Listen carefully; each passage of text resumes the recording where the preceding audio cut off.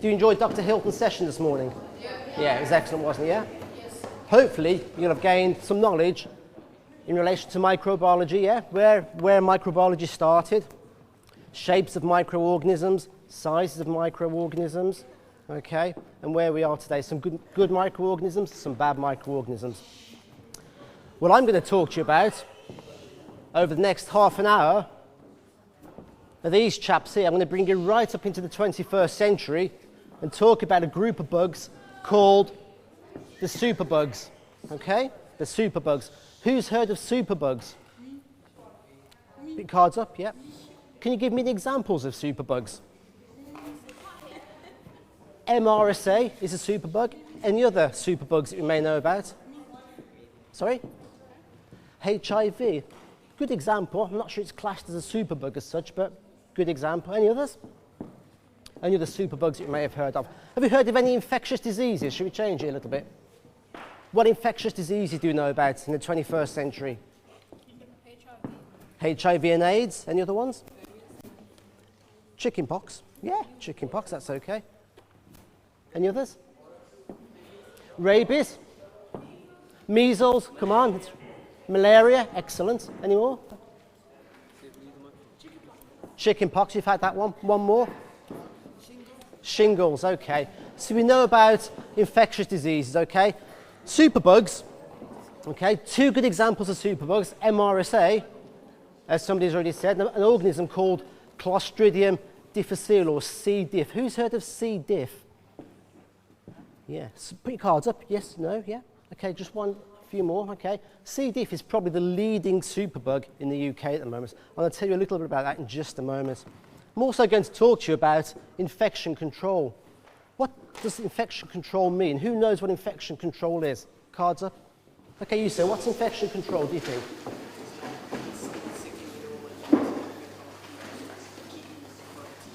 Okay, that's a good example. So when someone's sick and you don't want other people to get infected, you keep them in quarantine or you keep them in isolation perhaps. Okay, that's just one part of infection control. There are lots of other aspects, that's just one. And I'm going to tell you some very important aspects of infection control as we go through this. Okay, so let's just give you a quick overview. Hopefully, after you've listened to me, you'll know what superbugs are, okay? And you'll know what the threat is to our health, okay? You'll also know how the superbugs are spread between us, or particularly in hospitals, okay? I'll also tell you a little bit about what makes them superbugs, okay? And then finally, what we can do to actually control those superbugs, all right? Does that sound good to you? Yeah? Okay. Right, so what are superbugs? Okay, superbugs are particularly nasty microorganisms, okay? You heard about good bugs, bad bugs with Dr. Hilton this morning. Superbugs are bad bugs, but particularly nasty, okay? And there are two major hospital superbugs. There are lots of others, but two major ones. One is MRSA, which everybody's heard of. But probably the leading hospital superbug is C. diff, which maybe not so many people have heard of, but it's the major hospital superbug in the UK, okay?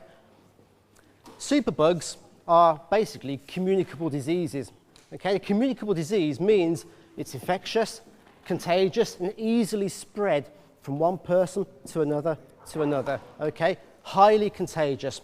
And they're spread through a series of events, which we call in the trade the chain of infection, okay? Series of links in the chain of infection, which this chap here is infected, okay? He can pass his infection on through a series of events to you, and you become infected. And I'm going to tell you about the chain of infection, okay?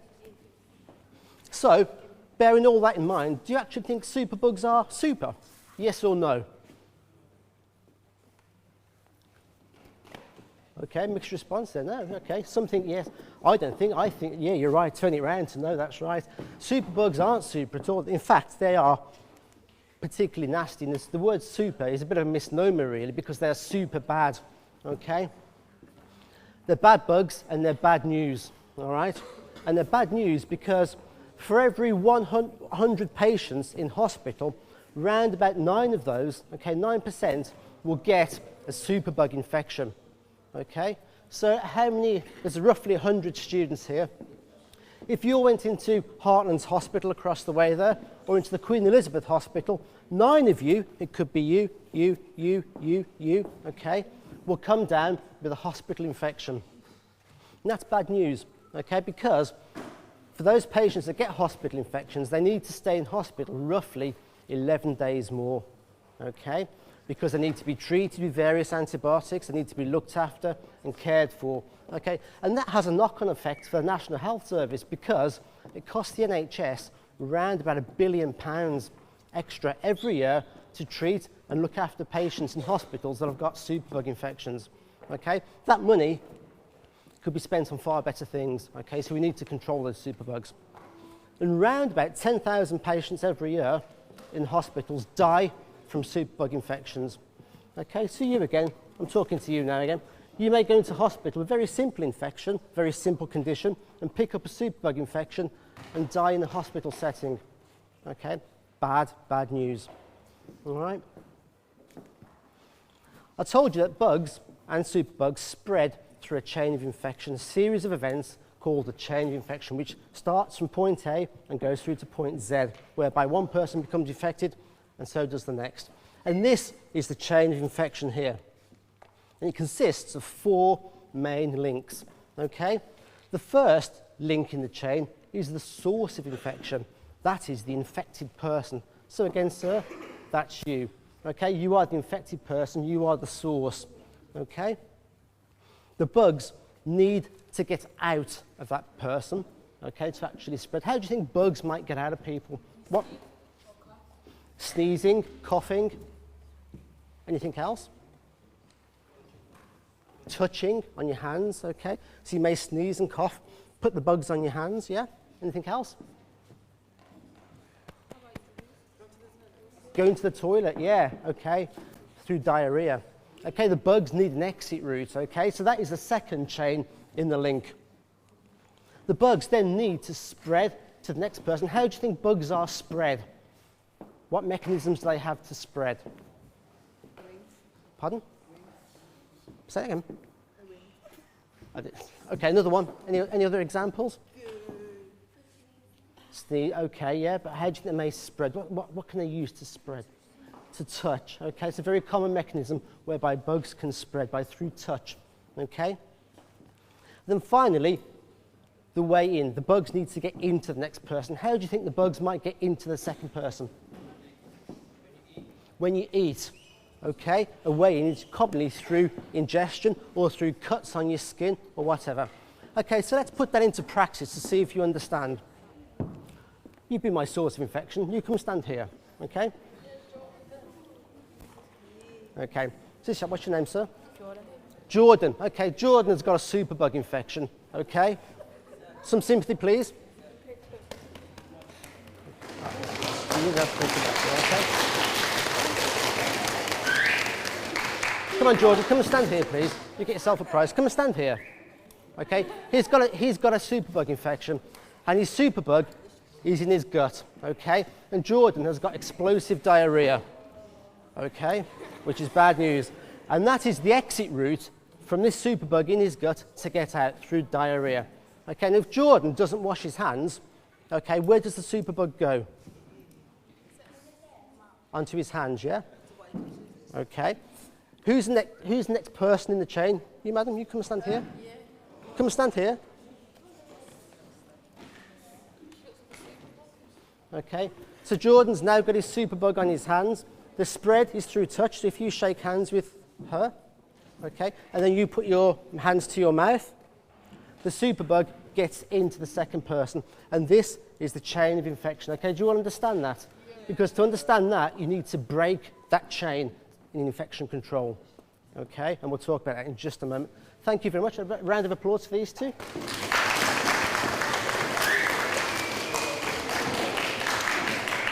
And on top of that, you can have a salmonella. There you go.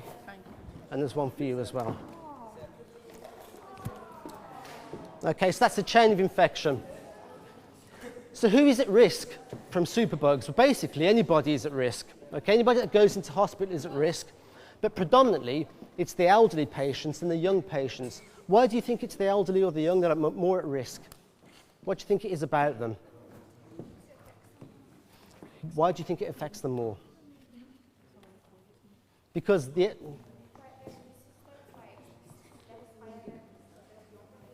Spot on, because the elderly and the young have weakened immune systems, okay? And it's your immune system that keeps you healthy, okay? So hospital patients, particularly the elderly and the young, okay? And patients that stay in hospitals for long periods of time, because the longer you're in hospital, the more chance you have of picking up a superbug infection, okay? And also patients that are on certain types of medication, such as cancer patients, okay, or steroids, because these types of medication lower your immune system again. All right, so these are the sort of patients that's at risk from infection. Okay, so what's MRSA?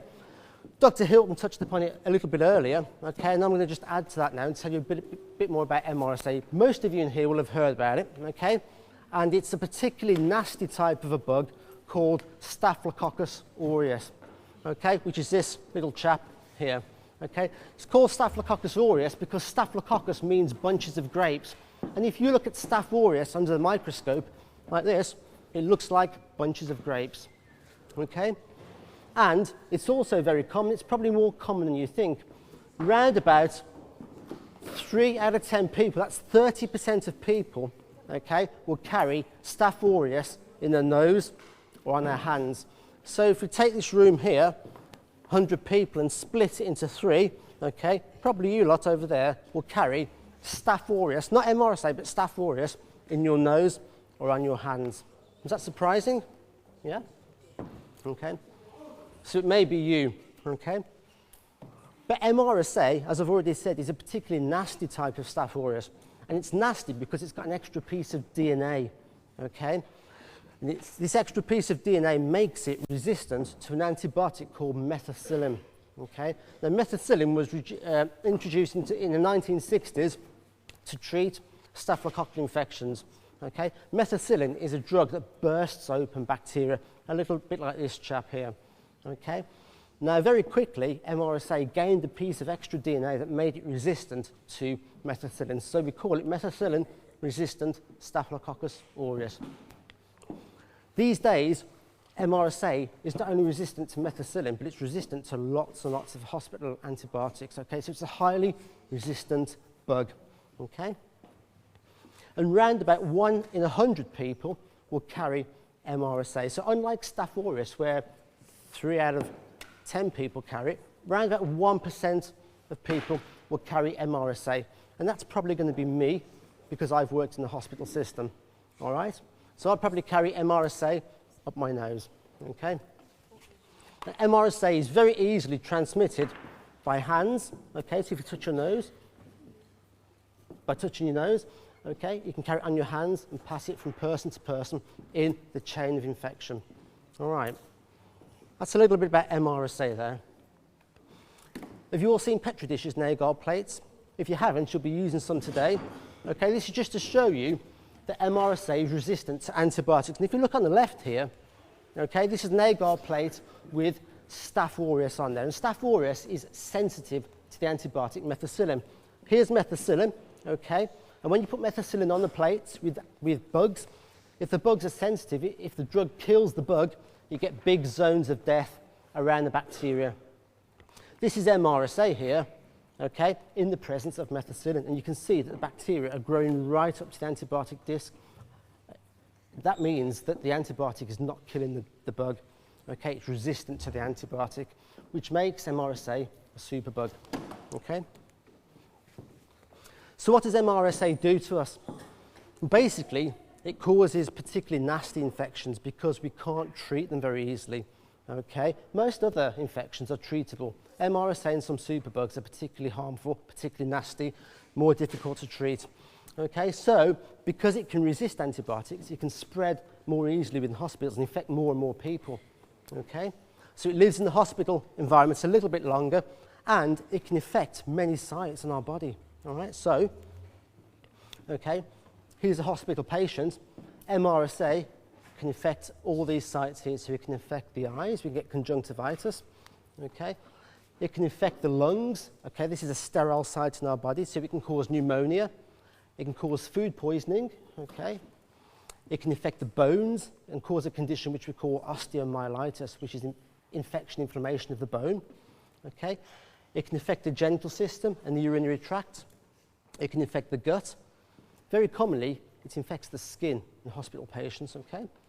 It can affect the heart and cause heart infections, a condition which we call endocarditis. Okay? In hospitals. It can infect the blood. If MRSA gets into your blood, which is normally sterile, it can infect your blood and cause a condition which we call septicemia, blood poisoning, okay, which is often fatal. And it can also infect your sinuses, so you can get sinusitis, blocked nose, that sort of thing. So as you can see, MRSA causes lots and lots of various infections.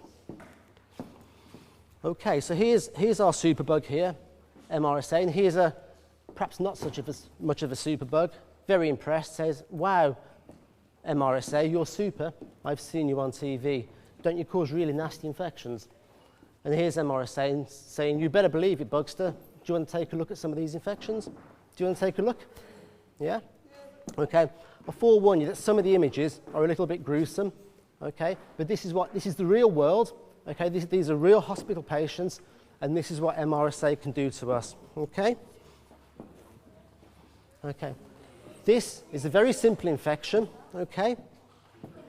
This is a skin infection. If you look at the left, okay, here we have a skin infection which at this stage looks quite simple, okay? If you didn't have a superbug, you could probably treat that with appropriate antibiotics, okay? But because the drugs don't work against MRSA, okay, we can't treat that very easily, and it can progress to something like this. Okay, so a very simple infection, not easily treatable, can become something much worse. Okay. Do you want to see a few more? Okay. Here we go. Okay. Now, many of you will have relatives, perhaps know patients in hospital that have perhaps their chest cut open, skin cut open, for whatever reason, and they are then stitched up, yeah, so that the wound heals. If MRSA gets into the wound, okay, it can cause a very nasty infection around the wound site. Okay, we call these suture infections. Okay, this here is the leg of a diabetic patient. Okay, and patients with diabetes have lowered immune systems in general, so they can't fight off infections so easily as the rest of us. Okay, so this is a leg ulcer that's become progressively worse in a diabetic patient. Okay. This here, same chap, this is a cancer patient, okay? Now, many cancer patients have tubes put into their neck and into their heart so they can have cancer treatments, and they stay there for a long time, these long plastic tubes, which we call catheters. And MRSA loves catheters, likes to stick to the catheter, cause infections. So something that's very simple like this can progress to a much more nasty infection if a superbug is present, okay?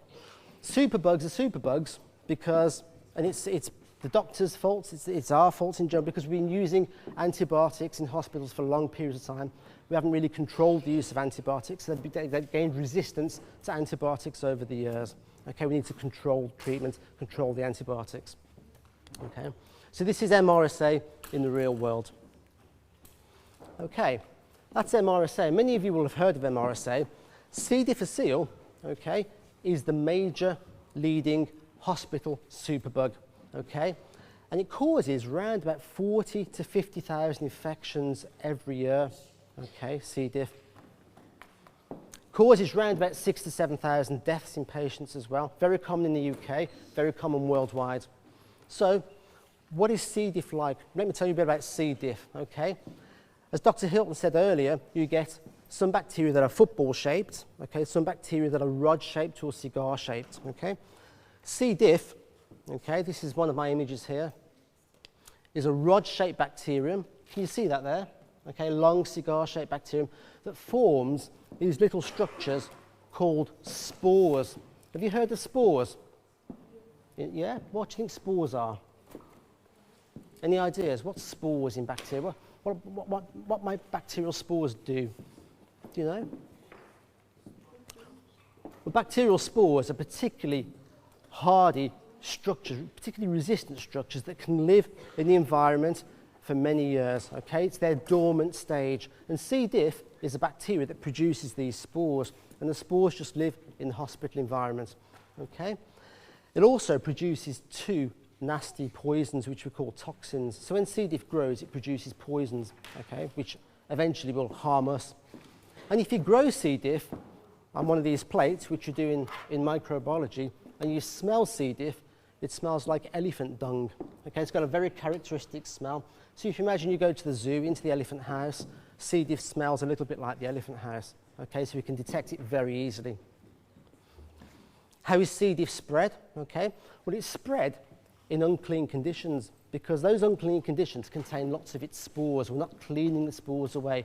And unfortunately, although it's getting better, some of the hospitals have unclean conditions. Okay, this is one of our hospitals down south where there was a big C. diff outbreak a few months ago, that killed thousands of patients. Okay, so it's spread in unclean conditions, and it's spread by touching the unclean conditions and transferring the spores through the chain of infection from one person to another.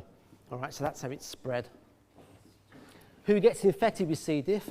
Basically, anybody can get infected, but particularly hospitalised patients. And again, as the lady at the back there said, elderly patients and younger patients because their immune systems aren't so good. Okay. How does C. diff cause infection? Okay, well, when you ingest the spores of C. diff, okay, these dormant structures, the spores go into your stomach, okay, and they pass very easily through your stomach wall here, okay, pass into the acid, survive all the acid in your stomach, and then reach your gut, okay, your small bowel. Once it reaches your small bowel, these little spores turn into bacterial cells. They germinate and turn into bacterial cells in your gut. Okay. Once they do that, C. diff then starts to grow and produce its two toxins, those two poisons, okay? And those two poisons act directly on your gut wall, okay, and cause you a whole range of conditions. All right, so what sort of symptoms do you get with C. diff infection? You've seen MRSA with C. diff, okay? The main condition is explosive diarrhea, okay? So when the patient is infected with C. diff, the patient has explosive diarrhea and releases lots of C. diff into the environment. That's the way out for the bug, okay? You can also get abdominal cramps and abdominal pain, okay? And in some patients, if the C. diff infection is particularly bad, you get an inflamed colon, which looks a little bit like this, okay? This is a normal colon. So if you were to put a camera into your colon, okay, it would look a little bit like this. In some patients with C. diff, it can progress to what we call colitis, okay, and cause a condition very similar to this. In some very vulnerable patients, that can lead on to death, okay, and C. diff causes, as I've already said, around about 6,500 deaths a year, all right. Okay, so you've heard about the chain of infection, and you've heard about the two major hospital superbugs. In terms of infection control, we need to break the chain of infection, okay? Very easily done, but we don't do it good enough, unfortunately.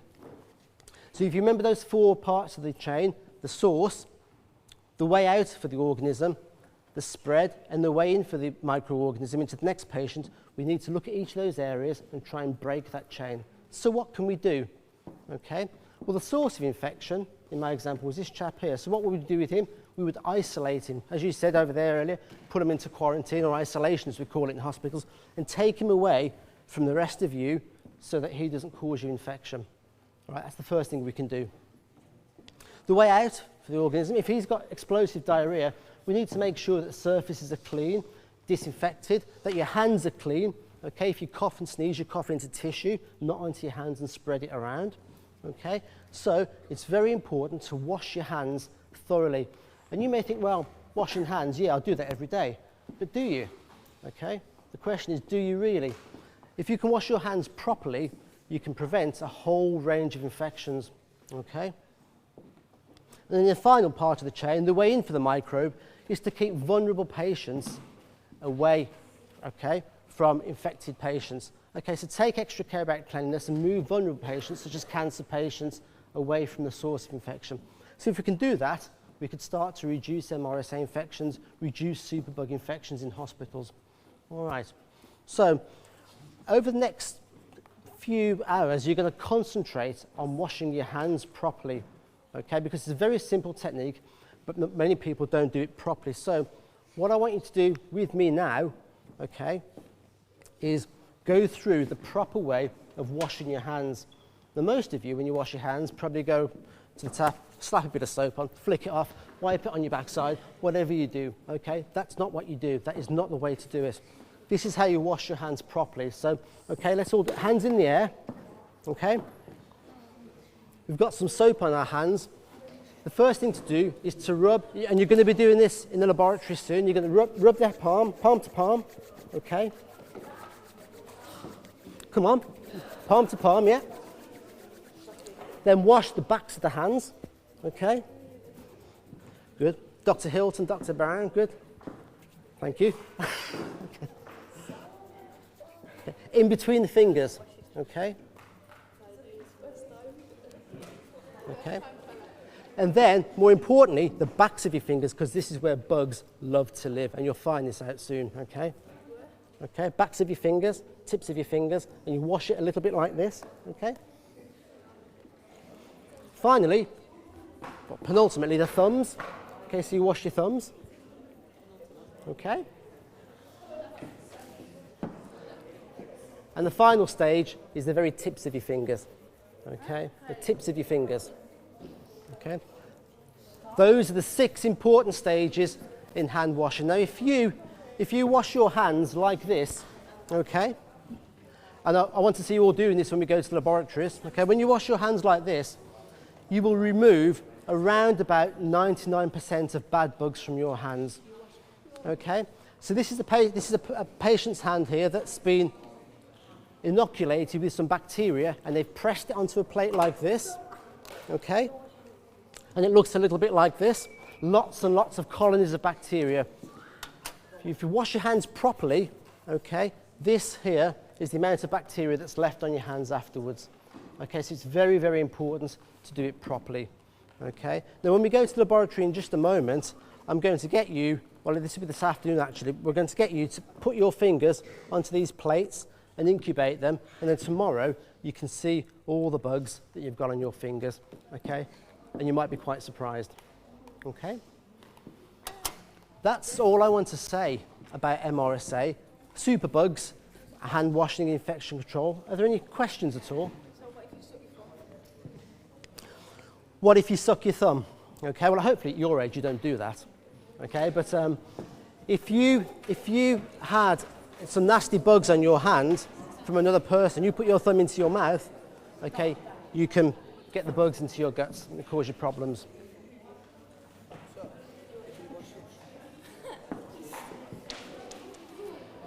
If you washed your thumb, no, you'd be fine. Good hand washing, that'll stop any infections. Any more infections at all? Any more questions? Okay.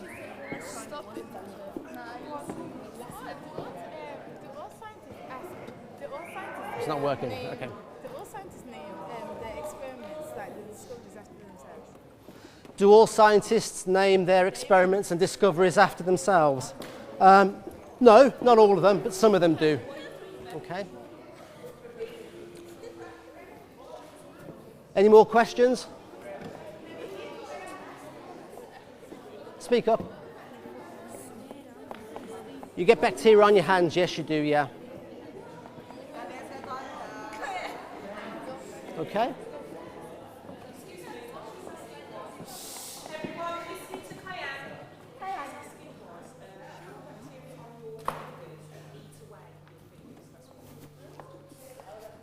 That's a good question, because if you've got a particularly nasty bug on your hand, if you've got MRSA on your hand, for example, and you've got a cut on your hand, the MRSA could get into the cut and cause some of these symptoms that I showed you earlier with the skin infection. So the answer is yes, in the right conditions, yeah.